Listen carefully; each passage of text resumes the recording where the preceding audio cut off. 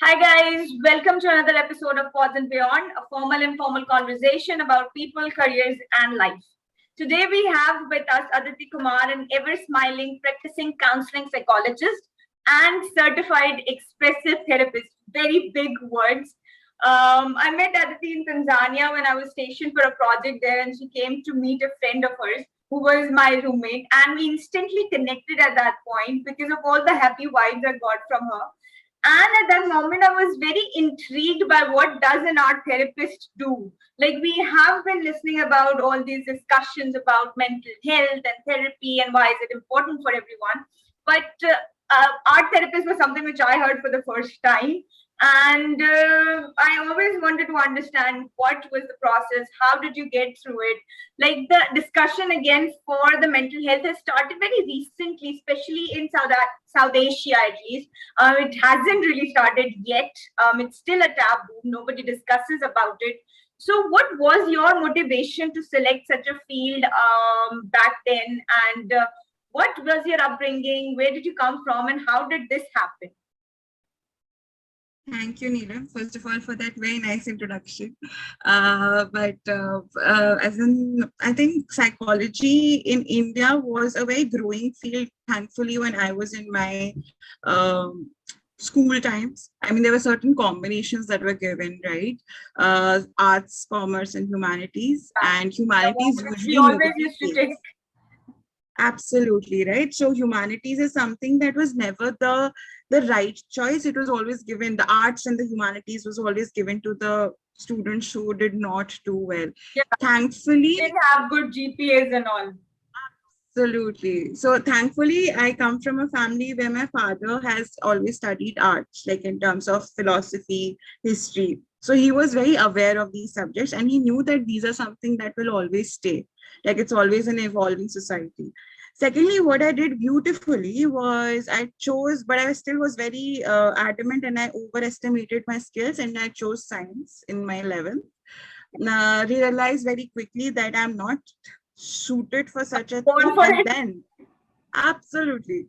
And then on a, cherry on top that happened is that I started flunking maths because I was always terrified of maths. But when you are in science, you have Yeah, to take up maths, definitely. right? So that demotivated me. I used to go home crying because all the test papers used to have one big whole egg of zero in it.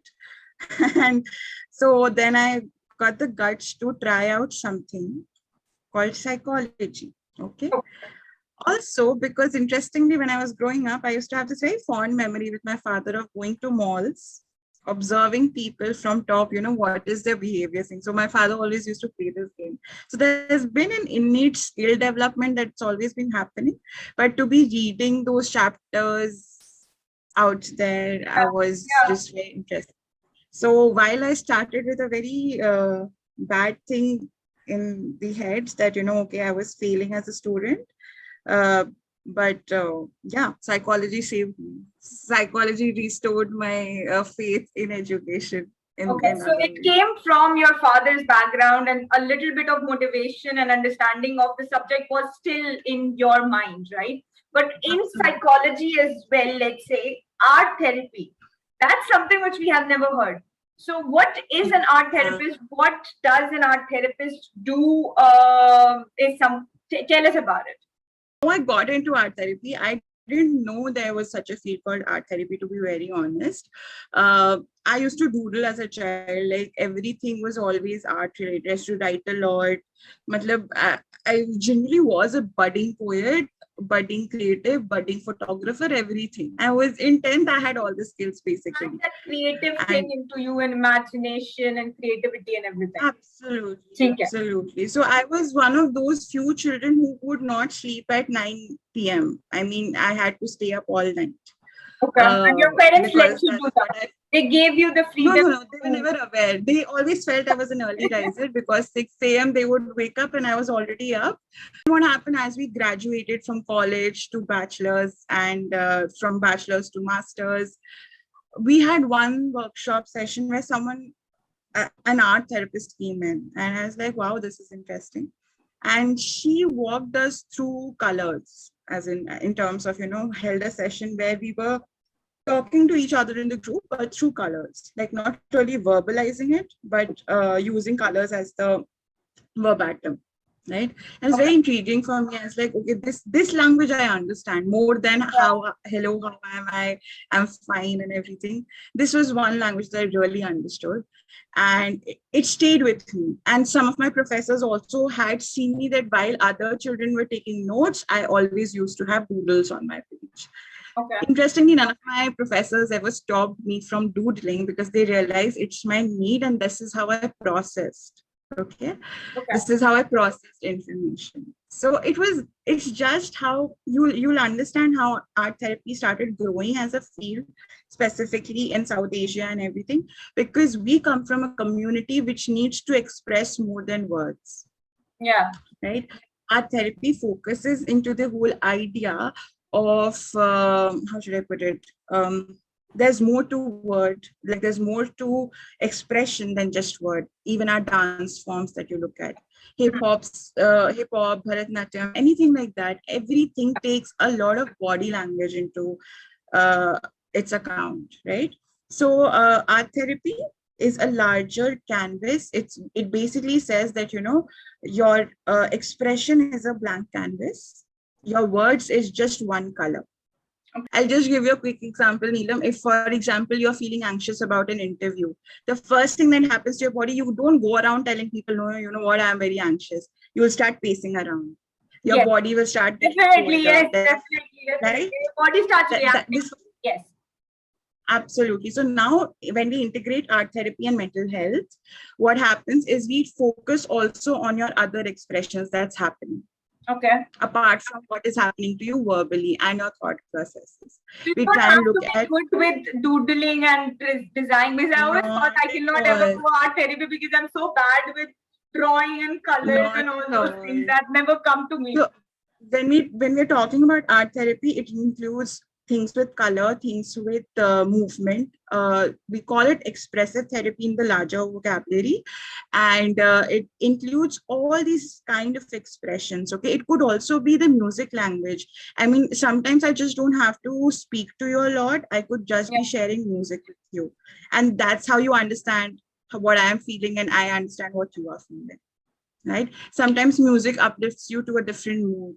Why is that so? Because it touches you in different ways. Yeah. It makes you feel a certain way. Yeah. So Your through the music power of choices changes with you, your mood and everything. And the music changes your mood as well. So vice versa. absolutely.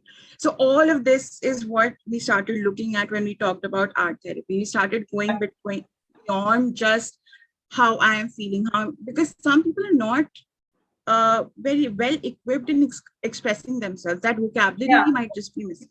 So why not take hints from the larger canvas that is there, that is you, your body, Yeah. and also train itself, change how we express ourselves.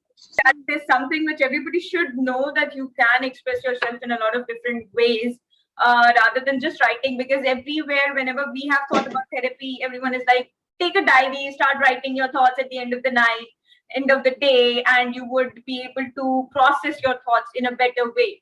But I think we have now never thought that, we have never heard of it as well, that start drawing or start doing something else which you We've like. all been doing that, Neelam, to be honest. We've all been doing it. If you Yeah. remember when we were in school, go back to your last page of notebooks. It's always filled with doodles. We have always been indulging in some Yeah. bits of art therapy and expressive therapy in some Yeah. ways or the other. Okay, So that's just get interesting back to to it. know. Yeah, and that's interesting that nobody actually told us that there is a point there you can do something with it. So now after art therapy, you're now working as a chief clinical officer from an art therapist at Pause. For our listeners, what Pause is, it's a platform which helps and allows artists, creators, entrepreneurs, and in your own words, who dares to be different, to receive contextualized therapy. First of all, congratulations on your new revolutionary step that you guys have come up with. Help me understand what is Pause, where did it come from, and what is your work like? Because there is a very big culture of artists and entrepreneurs coming right now in India, in Pakistan, especially South Asia, with all the money coming in from West. Tell me, how is Pause helping all these people who we think have the best lives, have got so much money. They are getting the funding of their lifetime. They're so happy, they're so lucky, but I think they're not lucky. They are very stressed, I think, right? What is your experience? Tell me about that. So, to be very honest, Pause was the brainchild of the two founders that we have, which is Srijin Mahajan and Ankur Kampani. They both belong to this cohort that we are serving at Pause. So, Okay. Srijin has been an artist for a larger part of his life. When I say larger, I really mean decades, like literally completing 2 decades in it. Okay. And if people have heard of Parikrama, the band, he has been the drummer of Parikrama, the band, and indulges in various artistic endeavors.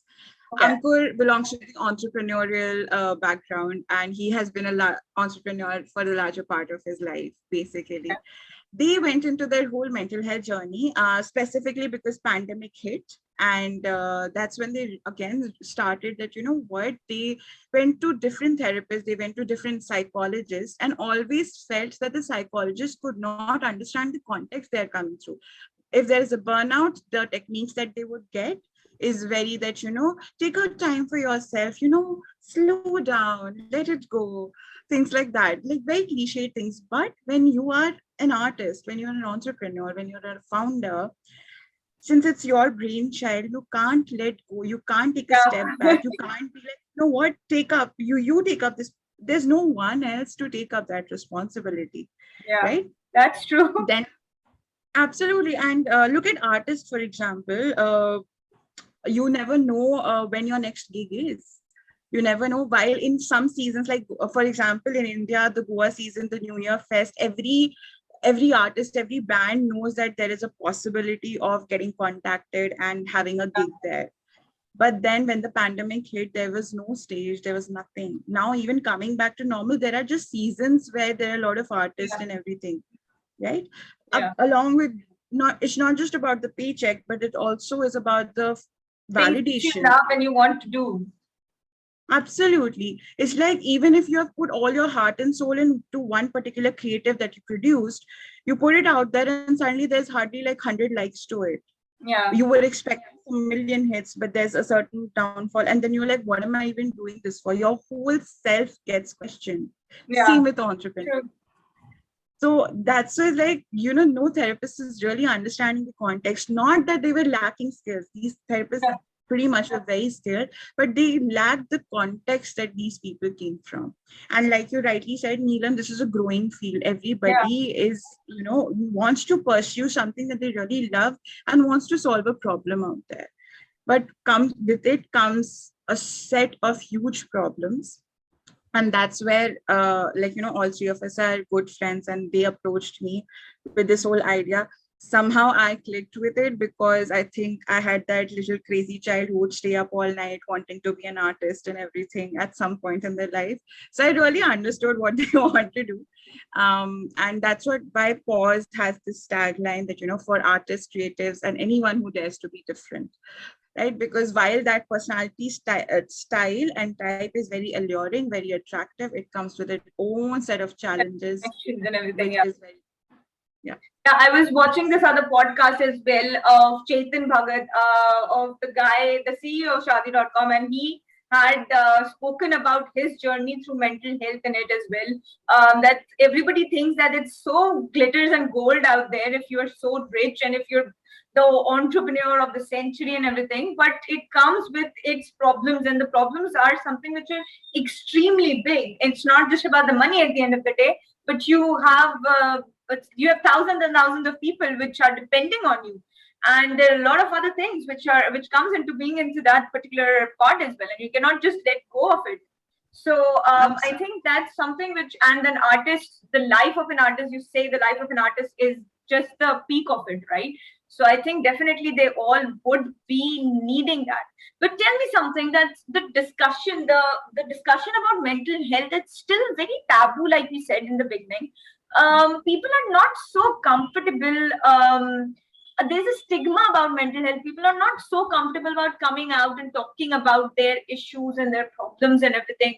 And then if you are an artist, if you're a celebrity, if you're an entrepreneur, which people are following, would you actually be able to come out and discuss all these things, that you have these problems, or be able to go to a therapist and discuss all these things? Because for a normal person, it's obviously difficult to go and talk. But if you are someone who is also in a limelight, isn't it more difficult? And how do you guys help these people to accept that they have these mental issues, not mental issues, but they are going through something which is stressful, and they should actually come forward and talk about it? Hmm. It's a huge taboo.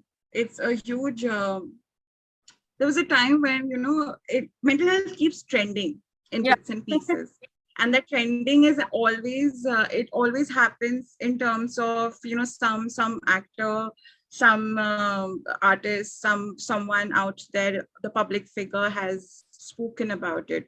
So a lot of mental health is often associated with people who have big problems, have mental health issues. Yeah. Right? What nobody knows is the ground reality that everybody, starting from no matter what the economic status is, everybody goes through some sort of concerns. Mental health issues, the way it's portrayed in media, social media, movies, everything has shown a very dark side, that either it makes you do crazy stuff, Yeah. or it makes you get locked up in a certain way.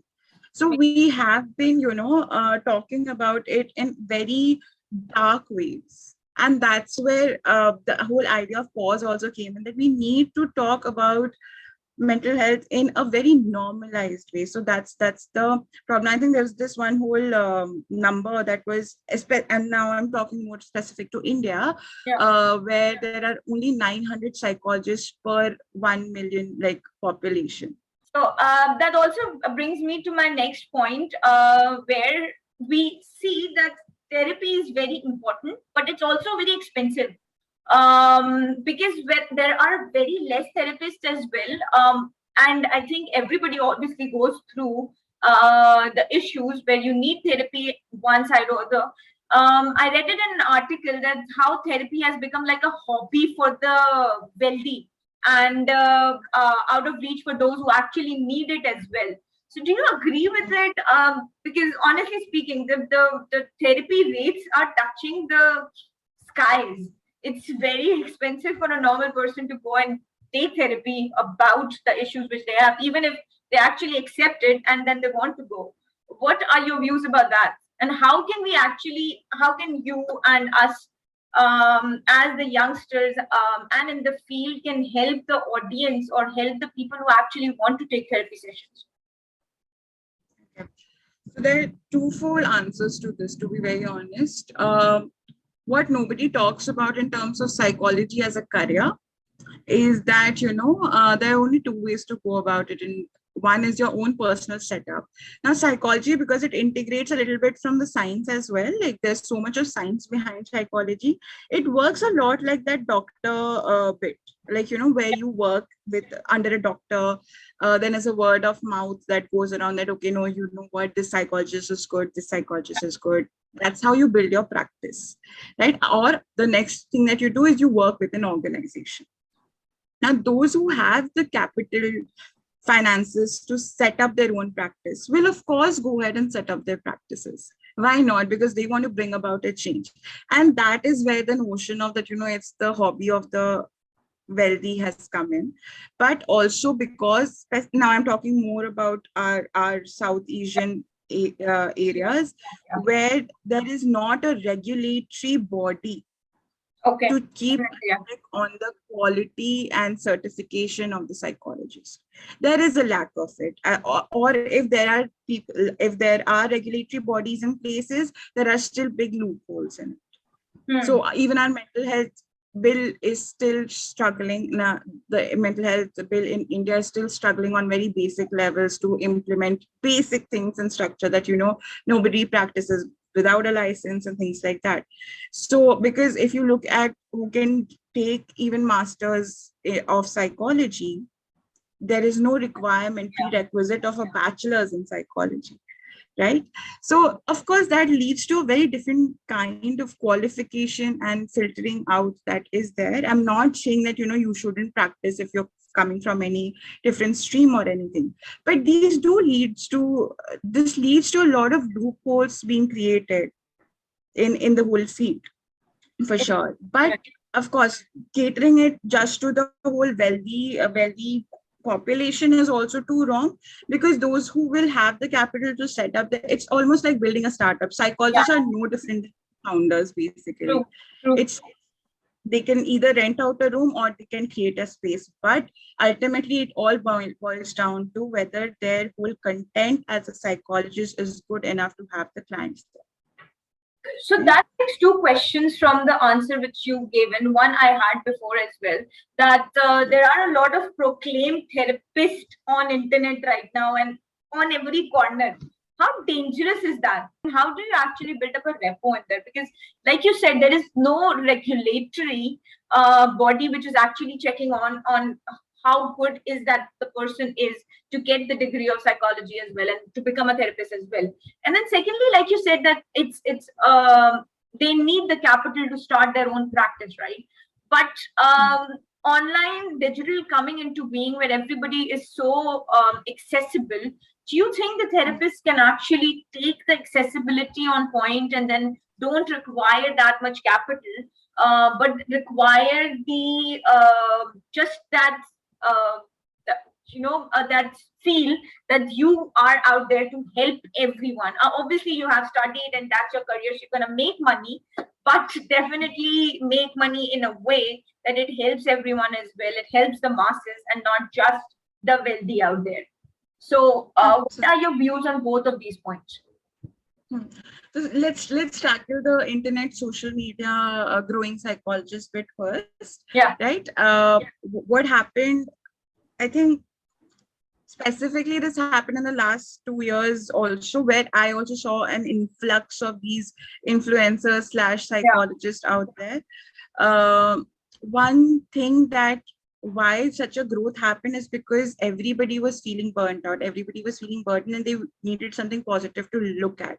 Yeah. But when did it turn to toxic positivity? We never drew the line. Yeah, the second thing, why we are letting we are letting this happen is also because there is no, how should I put it? The education to the basic population, that what is the basic qualifications of a psychologist, what are they supposed to speak about, how is a counseling psychologist different from a clinical one, what is a psychiatrist, can a clinical psychologist be a psychiatrist? That basic information is not available, or because there are such big loopholes, the social media psychologists take advantage of that and go ahead and start their own practice online. Absolutely. But and Neelam, you pointed out a good thing. There's a new platform that came in, the online therapy that came in, right? That changed the scenario, and that increased the accessibility to go to even deeper rooted work, like go to a lower social economic strata, approach them and everything. But the basics remain the same. Like the basics are always this, that you are out there to work with the mental health issues and not to increase your followers.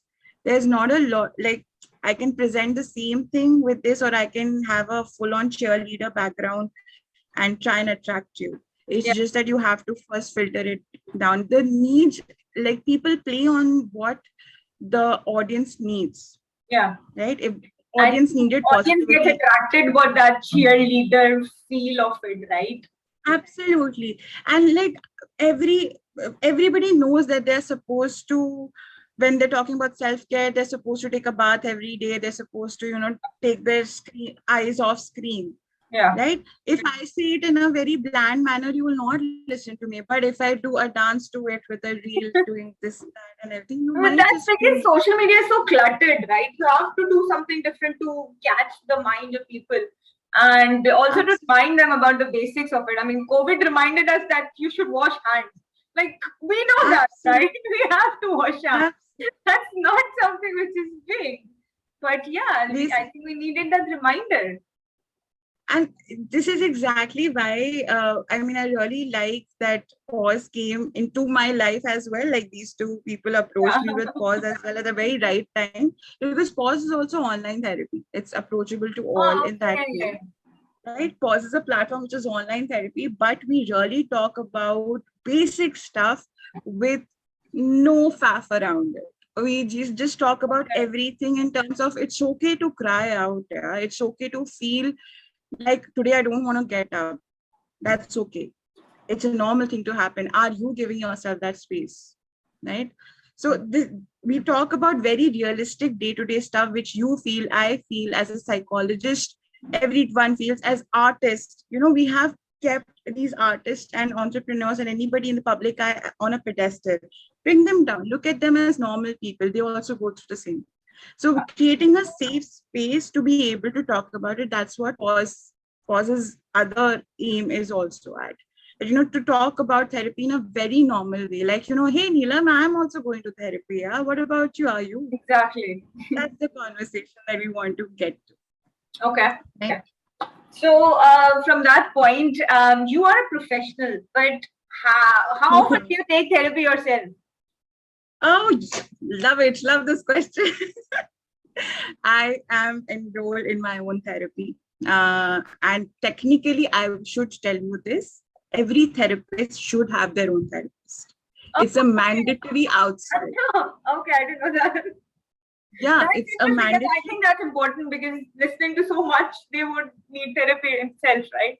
Absolutely. And so there is supervision, there is therapy for own self that happens with every psychologist that is out there. Okay. But just like I mentioned before, that there are no regulatory bodies, so nobody follows there. Okay, yeah.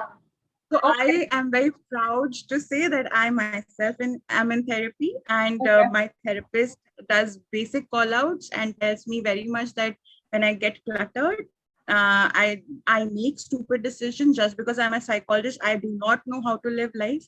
I am not uh, I am not a person who knows better on how to live Neelam's life. Yeah. I will only know how to live my life, and that too I get by on a That too day-to-day we don't basis. know. Absolutely. So psychologists are not someone who need to advise you. They just need to make you equipped enough to handle all the situations that are going on in your life. Okay. Right? Makes sense. Makes sense. That's and so coming back to what you asked, yes, I am in therapy and very proud of it. That's good. That's good. Okay. So you're currently working as a school psychologist as well, and I think you have worked with kids a lot when you were doing art therapy. I'm assuming. I shouldn't say assuming. So you have worked a lot with the kids as well.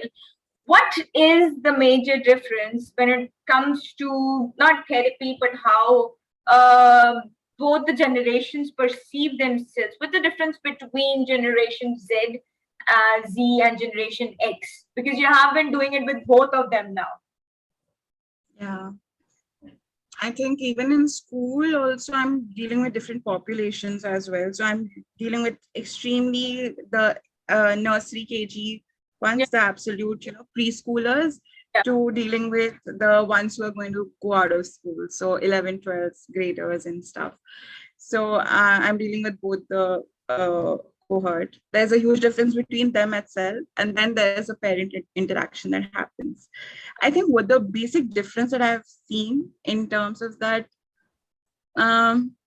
this new generation of parents, for example, want to provide everything to the child. Now, I'm talking a little bit from a privileged state because I work in a school which has a higher economic status that way. Yeah. But I'll talk about taking everything into account also. They want to provide everything materialistic. Their love language, that there's nothing wrong in it.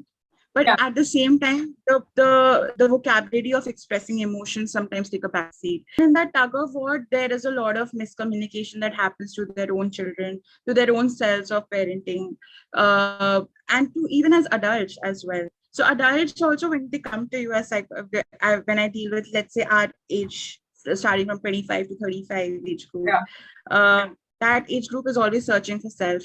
Whatever have I done? is it validated enough? Like, do I really need to be validated?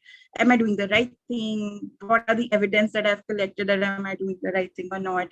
And if they're doing for example, they do find out that, they can do things better, Yeah. then that process of change is always the hardest task. It's like, whoa, what's the meaning of life if I have been doing everything wrong till now? So it's like jumping from extremes, right? So that happens. Then we go larger, like to more a slightly older population. There the thoughts are set. This is what has been going on. This is what, Change. yeah. So you have to change your demeanor as a psychologist whenever you're dealing with the different population. You can't be calling out each population. I can probably have a call out session with possibly 25 to 35 years old, Yeah. because they are at a space where they can take it. Yeah. If I start having a call out session with probably, let's say, a 50 and above year old, they'll probably say, how do you know? You have not even lived half your life. And they are right. And specifically for Indian and Pakistani parents and grandparents. So when we as psychologists talk to that population, we actually reframe a lot of our basic techniques, the techniques remain the same, but we reframe a lot of our techniques. The way we put it, the way I'm talking to you will change a lot. And then the youngsters come in, they are much more, they are basically a clay. Like how I see the youngsters are, they are clay. They need right directions to be molded to. And you, for that, as facilitators, even as teachers or anything, you will just have to be a lot patient. You have to keep seeing, just because I see the world in a certain way, like for example, I feel that, I'm a feminist, for example, right? So just because I come from a feminist background as a psychologist does not mean that when the child is saying something anti-feministic in nature, even if it's a small child, I can't just like, hey, how can you see this? This is so wrong. I can't put that. Or I cannot, or my main aim as a psychologist shouldn't be to change this particular idea. It should be to understand why this idea is there and give them alternatives. That, do you think this could also be a possibility? Do you think this could also be a possibility? Right? So they are how I see children and younger population as clay, which is very moldable. They just need to be molded and, taken care of that way. Then there's the young adults and adults, which are trying to set themselves in certain thought patterns, but also questioning themselves a lot. And then there is the pass which is made. We were taking the example, then there are set pods. Then what do we do about those set pods? How do we make them see that, they can be used a different way? So that's what we look at. Okay. And coming to the last point, to be honest, okay. So see, the psychology and therapy, it's a very hot topic. It's a topic which everybody is discussing, yes. And that would have a lot of people to come to the field as well, because now it's a new hyped up field. It's a cool field as well. If you're a psychologist, if you're a therapist, you're cool, right? So a lot of youngsters will start coming to the field as well. They will start taking bachelor's and master's into psychology. What message do you have for these youngsters? What should they have in them to be in this field, to actually be a therapist, which will be helping people, and how can they make a mark in this field? Like, what are the main things they should have in themselves as well to be in this field and to conquer it properly? I think there are a couple of reality checks that I want to say to all the youngsters who want to, enter this field. When I say youngsters, I just start feeling so old. Sorry, coming back to the topic. Are old, man. We are. So all the reality check that I want to give to all the people who are entering the field of psychology. One, have a really basic understanding of why you're doing this. Why psychology? When I say why psychology, is it because you want to find things about your own self? While we do that in the process, that should not be your main aim. Okay. For that, there is therapy. Get into therapy. Okay. Right? The second is, if you're coming here because it's cool, it's trending, that does not equal to making more money. Your making money should not be the main reason behind it. I'm not saying because, oh, it's ethically wrong. I'm just saying there's not a lot of money in this field. Okay, so you have to be very careful, because I'll be very honest, Neelam, I felt that by the time I'm in my career stage, while I'm studying psychology, by the time I set career, I will have enough independence, financial independence, and everything by the time I'm into my career of being a psychologist. I wasn't. There was a hard reality that hit me, that, it's not a field which has a lot of money in it. There Okay. needs to be a passion of wanting to understand the human behavior. Okay. Okay. And when we say human behavior, not only the wrong behavior or the clinically diagnosed behavior, I mean just any behavior. And I know I'm putting you in spot, but why does Neelam pull her hair at certain places? Like, just trying to Okay. observe that Take that particular, right? So just having a keen eye about changes. The last reality check that I want to give is that at any moment, do not feel that you know everything in this field. So keeping that reality check, the things how you can make a mark in this field is, the foundations have been said. Our Freud, Baba is there, our CBT is there. There are Yeah. set schools of psychology, right? At the same time, what do you bring to the field? What is your unique style? My unique style is that I can, like you rightly introduced me, I smile a lot. That makes Yeah. people a lot more comfortable, right? I can talk about anything with anybody by asking basic questions. My strength is, in the first half an hour, I can make anybody comfortable. That's my uniqueness. That's what I bring to the field, Amazing. right? And making it your own. Take your knowledge from different spaces as you specialize into the field. Take the knowledge, but add your unique values to it. That, this is how I can mold it in. Do not try and change the basic principle. Just add your own quirkiness to it, right? That's what I'm saying. That it's not very normal. I mean, have you seen Dear Zindagi? Yeah. Shah Rukh Khan, Yeah, Alia man. Bhatt, That's I think which got therapy into India and Pakistan, and people started talking about it, and that became very cool. absolutely, Shah Rukh Khan. Sorry, yeah, that became very cool. absolutely. The therapist can be so cool and so friendly, and I want a therapist as well now.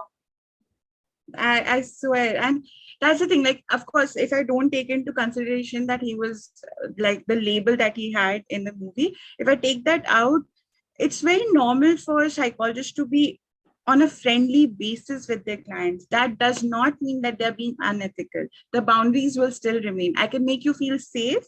I can crack jokes with you, but at the same time have boundaries of both the client and the professional that is there. Yeah. Right.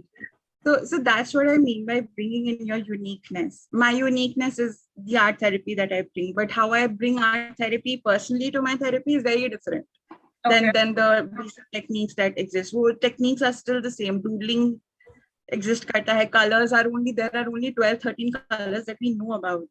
But how do I mix and match is my uniqueness that I bring into the field, right? So that's how you make a mark. You make a mark by always learning, and secondly, bringing in your personality to the therapy a little, right? Not your ideas and thoughts, your personality. Just right? Interesting. There's a lot of talk about mental health, but not a lot of people are comfortable, like we spoke about it in the beginning as well. What is that one point where a person understands, or how can a person understand is that this is the point that I think I need mental therapy? Like, how do I make myself understand as well that it's not just like I'm going through a patch or something, but I actually should go into therapy? Because right now, to be honest, every time you talk to a friend as well, they'll just be like, I think you need therapy, you should go to a therapist, whenever you're feeling down or something like that. But feeling down is part of life as well. You cannot always be happy, or you cannot always be sad about something. So what is that one point that you think that everybody should notice it then in their own selves, that you need therapy now, and that you should contact someone? Right. If I go by the what has been existing till now, like for example, the DSMs and ICDs that we follow, like the diagnostic manuals that we follow, it Yeah. always says that it needs to be at least 3 to 4 weeks of certain behavior that is not working well, right? Okay. Okay. But now that we're talking about fields of psychology where it's more normal to talk about your everyday problems, let's look at mental health in terms of your functionality. If you find it difficult to even function on your basic day-to-day stuff, or if you feel every time anything happens out of the blue, you get overwhelmed, it's okay to come and seek therapy. Having said that, when we talk about mental health therapy sessions, we think that we will be stuck in it for 6 months to 1 year. It can be for shorter amount also. It can be just a 3 month trying to patch up that little issue that you're having. For example, there's a breakup. Oh, all right, I'm upset. I can go to therapy. That person has made a mark in my life, right? It's not like, oh, it's just a phase, okay, fine, we'll get over him or her or whatever.